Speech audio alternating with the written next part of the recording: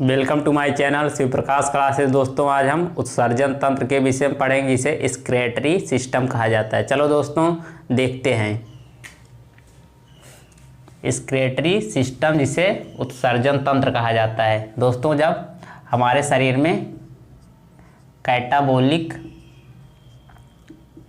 Process होता है, जिसे दोस्तों हिंदी में अपचय प्रक्रिया कहा जाता है।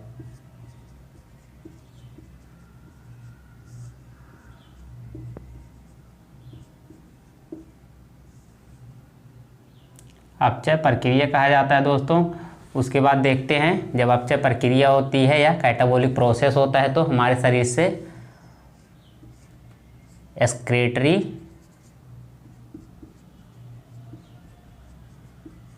एक्सक्रीटरी सबस्टांस या दोस्तों उत्सर्जी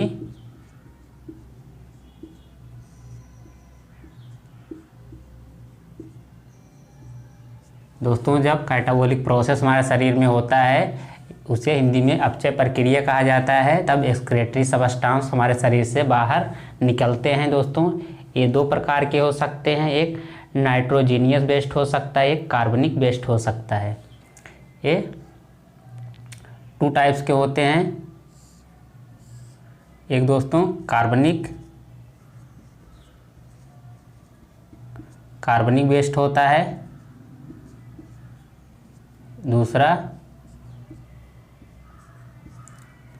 दूसरा नाइट्रोजीनियस बेस्ड होता है। नाइट्रोजीनियस बेस्ड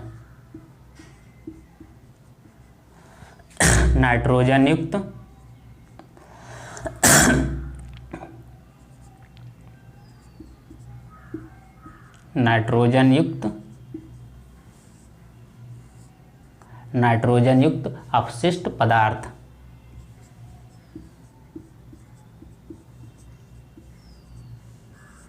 नाइट्रोजन युक्त अपशिष्ट पदार्थ होता है। ये दोस्तों कार्बनिक अपशिष्ट पदार्थ होता है।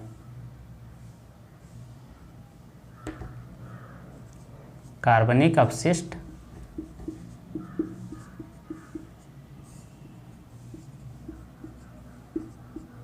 पदार्थ होता है। चलो दोस्तों एक बार फिर से जल्दी देख लेते हैं। हमारे शरीर में कैटाबोलिक प्रोसेस या अपचय प्रक्रिया होती, तो उसके माध्यम से उसके परिणाम स्वरूप एक्सक्रीटरी सबस्टांस या उत्सर्जी पदार्थ हमारे शरीर से बाहर निकलते हैं। ये उत्सर्जी पदार्थ दो प्रकार के हो सकते हैं, एक कार्बनिक बेस्ड हो सकता है, एक नाइट्रोजीनियस बेस्ड हो सकता है, जिसमें कार्बन की मात्रा होती है। जो कार्बन होता है जिसमें, उसे कार्बनिक अपशिष्ट पदार्थ कहा जाता है। जिसमें नाइट्रोजीनियस बेस्ड होता है, इसमें नाइट्रोजन युक्त पदार्थ होता है, इसलिए इसे नाइट्रोजन युक्त अपशिष्ट पदार्थ कहा जाता है। अब दोस्तों चलो देखते हैं कुछ, जैसे मैमल हो गया,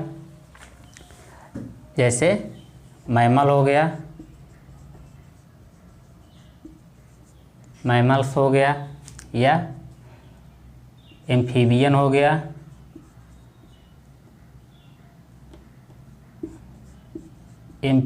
हो गया, और दोस्तों सम मरीन ऑर्गेनिज्म।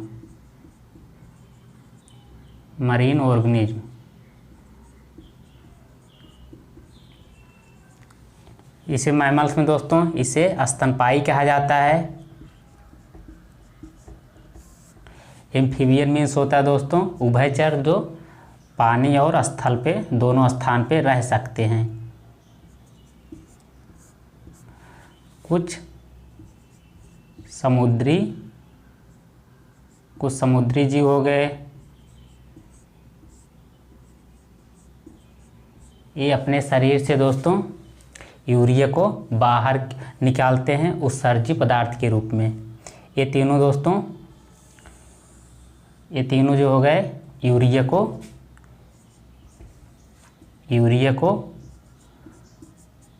उत्सर्जी पदार्थ के रूप में निकालते हैं।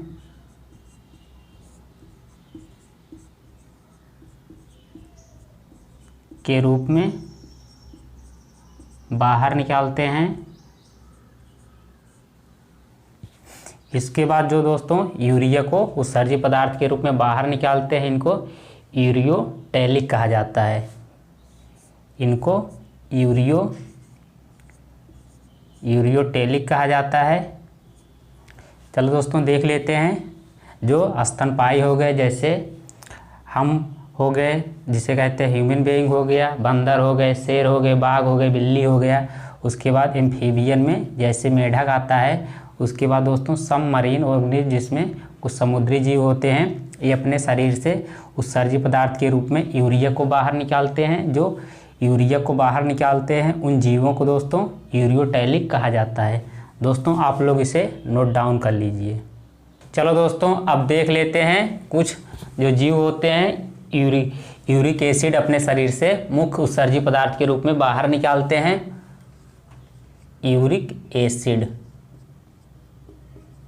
दोस्तों, जो जीव अपने शरीर से यूरिक एसिड बाहर निकालते हैं उनको कहा जाता है यूरिकोटेलिक। इनको यूरिकोटेलिक कहा जाता है। दोस्तों इसमें मुख्य अंतर है।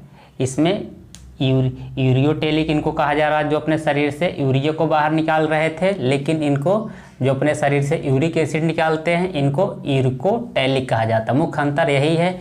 अब देख लेते हैं इनके उदाहरण कौन कौन से हैं। उदाहरण में सबसे पहले पक्षी है, जिसे हम बर्ड कहते हैं, बर्ड है। दूसरे नंबर पर सरीसृप है। सरीसृप है, जिसे इंग्लिश में रेप्टाइल कहा जाता है। रेप्टाइल्स हो गया। उसके बाद दोस्तों जिसे लैंड स्नेल कहा जाता है, जिसे स्थलीय घोंघा कहा जाता है। इंग्लिश में इसे लैंड स्नेल कहा जाता है। दोस्तों मुख्य रूप से ध्यान देने की बात इसमें ये है, जो मेढक होता है जिसे टेडपोल कहा जाता है, लार्वा कहा जाता है, अपने इस टेडपोल की अवस्था में या यूरिक एसिड का उत्सर्जन करता है। जब वो बड़ा हो जाता है तो वो यूरिया का उत्सर्जन करता है। टेडपोल की अवस्था में मेढक यूरिक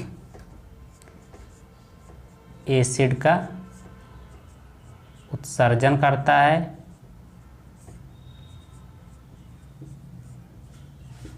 इसे हम नोट करके लिख लेंगे। दोस्तों ध्यान देना है इस पे।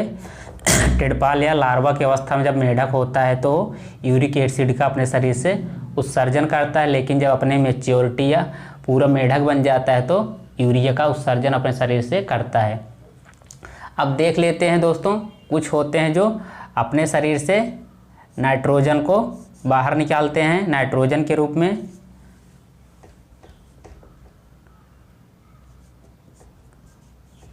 नाइट्रोजन के रूप में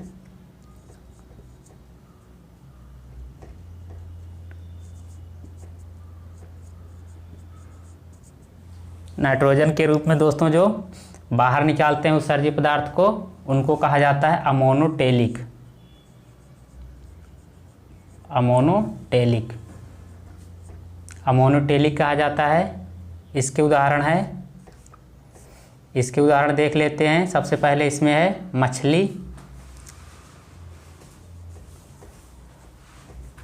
मछली है। उसके बाद कुछ इसमें अकशेरुकी जीव हैं। अकशेरुकी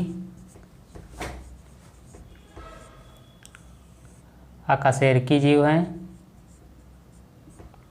चलो दोस्तों देख लेते हैं फिर से एक बार। यूरिक एसिड जो अपने शरीर से कुछ जीव निकालते हैं उनको यूरिकोटेलिक कहा जाता है। इसके उदाहरण हैं पक्षी, जिसे इंग्लिश में बर्ड कहा जाता है, रेप्टाइल जिसे हिंदी में सरीसृप कहा जाता है, और कुछ स्थलीय घोंघा जिसे लैंड स्नेल कहते हैं। ये सब अपने शरीर से यूरिक एसिड को बाहर निकालते हैं उत्सर्जी पदार्थ के रूप में।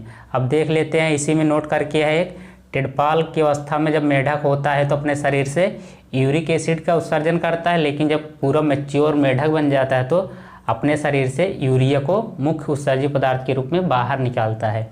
अब देख लेते हैं जो नाइट्रोजेनियस वेस्ट के रूप में कुछ जीव अपने शरीर से बाहर उत्सर्जी पदार्थ के रूप में निकालते हैं, उन्हें अमोनोटेलिक कहा जाता है। इसके उदाहरण हैं मछली और अकशेरुकी जीव। दोस्तों आप लोग इसे नोट डाउन कर लीजिए। चलो दोस्तों अब देख लेते हैं कुछ जीवों में मुख्य उत्सर्जी अंग कौन कौन से होते हैं। जैसे ह्यूमन बीइंग कहा जाता है जिसे मानव जात, ह्यूमन बीइंग हो गया मानव जात।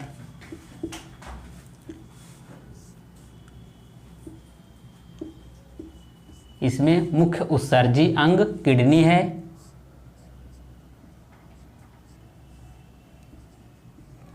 इसमें ह्यूमन बीइंग में मुख्य उत्सर्जी अंग किडनी है जिसे हिंदी में वृक्क कहा जाता है। अब इसके बाद देखते हैं स्कलमंथीज।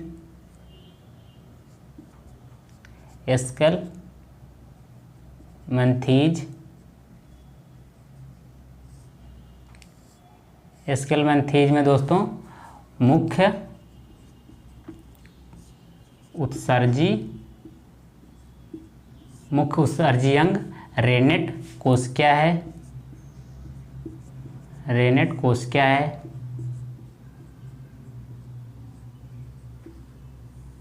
अब देखते हैं प्लैटीहेल्मंथीज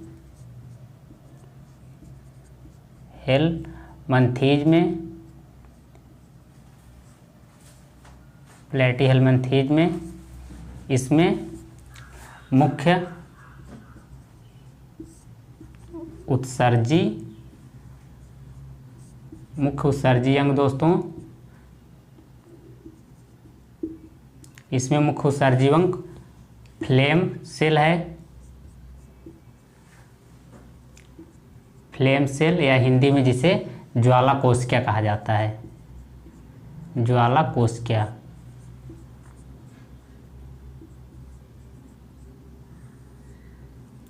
ज्वाला कोशिका कहा जाता है। अब देख लेते हैं एनालिडिया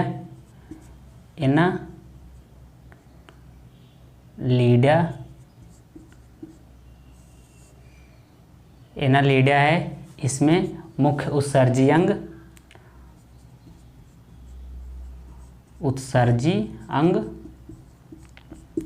नेफ्रिडिया है। चलो दोस्तों एक बार जल्दी से रिवीजन कर लेते हैं। ह्यूमन बीइंग में मानव जात में मुख्य उत्सर्जी अंग वृक्क है जिसे इंग्लिश में किडनी कहा जाता है। इसके बाद देखते हैं दूसरा स्कलमंथीज। इसमें मुख्य उत्सर्जी अंग रेनेट कोशिका होती हैं, रेनेट सेल होता है। अब देखते हैं प्लैटीहेल्मंथीज में मुख्य उत्सर्जी अंग या मेन एक्सक्रीटरी ऑर्गन इसमें फ्लेम कोशिका है या हिंदी में ज्वाला कोशिका है। एनालिडिया में मुख्य उत्सर्जी अंग नेफ्रिडिया है। चलो दोस्तों अब देख लेते हैं ह्यूमन बीइंग का उत्सर्जन तंत्र। ह्यूमन बीइंग का उत्सर्जी अंग। अब देखते हैं सबसे पहले ह्यूमन बीइंग का उत्सर्जी अंग दोस्तों किडनी आता है।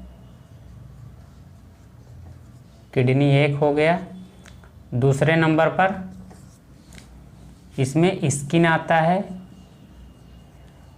तीसरे नंबर पर इसमें लीवर आता है। चौथे नंबर पर लंग्स आता है। अब देख लेते हैं इसे वृक्क कहा जाता है, इसे त्वचा कहा जाता है, इसे यकृत कहा जाता है, इसे फेफड़ा कहा जाता है। ये दोस्तों दोनों का भाग होता है, जैसे उत्सर्जी अंग का भी भाग होता है। उसके बाद लंग्स दोस्तों रेस्पिरेटरी सिस्टम जिसे श्वसन तंत्र का भाग भी होता है, उसके बाद 5वें नंबर पर डाइजेस्टिव ट्रैक है। अब देखते हैं इसे मुख्य उत्सर्जी अंग कहा जाता है, और ये जितने हैं दोस्तों चारों को मुख्य उत्सर्जी अंग नहीं कहा जाता है। त्वचा से हमारे इसमें दोस्तों कुछ कार्बनिक पदार्थ त्वचा के द्वारा जब दोस्तों पसीना होता है उसमें कुछ यूरिया की मात्रा इसके माध्यम से निकलती है। आप लोग दोस्तों जैसे जानते हैं अमोनिया को यूरिया में परिवर्तन दोस्तों यहीं से होता है, लीवर के माध्यम से। उसके बाद दोस्तों ये जो होता है फेफड़े के द्वारा या लंग्स के द्वारा भी कुछ उत्सर्जी पदार्थ का बाहर निकाला जाता है, डाइजेस्टिव ट्रैक के भी द्वारा निकाला जाता है। लेकिन दोस्तों मुख्य उत्सर्जी अंग में जब आपको ऑप्शन दिया जाए किडनी को लगाना है और इतने चारों जो हैं इनको माइनर कहा जाता है, माइनर एक्सक्रेटरी ऑर्गन कहा जाता है। चलो दोस्तों इसे आप लोग नोट डाउन कर लें। चलो दोस्तों देखते हैं ह्यूमन यूरिनरी सिस्टम। इसमें दोस्तों सबसे पहले किडनी आता है जिसे वृक्क कहा जाता है हिंदी में। इसके बाद दोस्तों आप देखते हैं किडनी में जो कोशिकाएं पाई जाती हैं जो इससे संबंधित होता है उसे रीनल कहा जाता है, क्योंकि मैंने इससे पहले वीडियो में बता चुका हूं। जब दोस्तों हमारे हृदय से जो शुद्ध रक्त किडनी में आता है उसे आर्टरी रीनल कहा जाता है।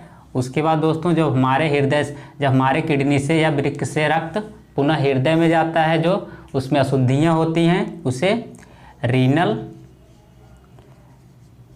वेन कहा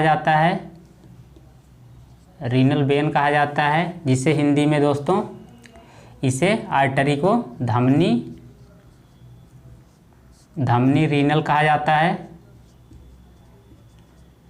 इसे दोस्तों सिरा रीनल कहा जाता है। आपको दोस्तों मुख्य रूप से ध्यान देना है क्योंकि एनटीपीसी के 2020-21 में एग्ज़ाम हो रहा था उसके प्री एग्ज़ाम में आ चुका है, पूछा गया था जो हमारे हृदय से धमनी जाती है किडनी तक उसे क्या कहा जाता है। दोस्तों इसे आर्टरी रीनल कहा जाता है या हिंदी में धमनी रीनल कहा जाता है। उसके बाद दोस्तों इसका जो इसमें अशुद्ध रक्त होता है पुनः इसे हृदय में ले जाया जाता है, इसे रीनल वेन या हिंदी में सिरा रीनल कहा जाता है। अब देखते हैं इसके बाद यूरेटर होता है। ये दोनों दोस्तों इसी के पार्ट थे, ये पहला है ये दूसरा है। यूरेटर्स होता है जिसे मूत्र वाहिनियाँ कहा जाता है, मूत्र नलिका या वाहिनियाँ कहा जाता है। इसके बाद दोस्तों अब देखते हैं तीसरे नंबर पर यूरिनरी होता है, यूरिनरी ब्लैडर होता है, यूरिनरी ब्लैडर होता है जिसे हिंदी में मूत्राशय कहते हैं, मूत्राशय हो गया। अब चौथे नंबर पर रिंग ऑफ मसल्स होता है, रिंग ऑफ मसल्स होता है। पांचवें नंबर पर यूरेथ्रा होता है जिसे हिंदी में मूत्र मार्ग कहा जाता है।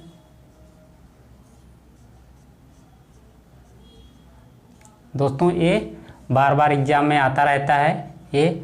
चलो देख लेते हैं। सबसे ऊपर आपको ह्यूमन यूरिनरी सिस्टम में सबसे ऊपर आपको किडनी सेट करने को आता है। सबसे पहले कौन होता है, सबसे अंतिम में कौन होता है, बीच में कौन होता है, एग्जाम में बराबर आता रहता है, इसलिए आपको ध्यान देना है। सबसे ऊपर पहले नंबर पर किडनी होता है जिसे हिंदी में वृक्क कहा जाता है। दूसरे नंबर पर यूरेटर होता है जिसे मूत्र नलिका कहा जाता है। तीसरे नंबर पर यूरिनरी ब्लैडर होता है जिसे मूत्राशय कहा जाता है। चौथे नंबर पर रिंग ऑफ मसल्स होता है। सबसे अंतिम नंबर पर यूरेथ्रा होता है, इसे मूत्र मार्ग कहा जाता है। दोस्तों मैं अपना वीडियो यहीं पे एंड करना चाहता हूँ। आप लोगों को हमारा वीडियो अच्छा लगा, इसे ज़्यादा से ज़्यादा शेयर सब्सक्राइब कीजिए। आप लोग कोई भी डाउट हो, कोई भी सजेशन हो, आप लोग कमेंट सेक्शन में आप कमेंट अपना राइट डाउन कर सकते हैं। आप सभी साथियों का धन्यवाद।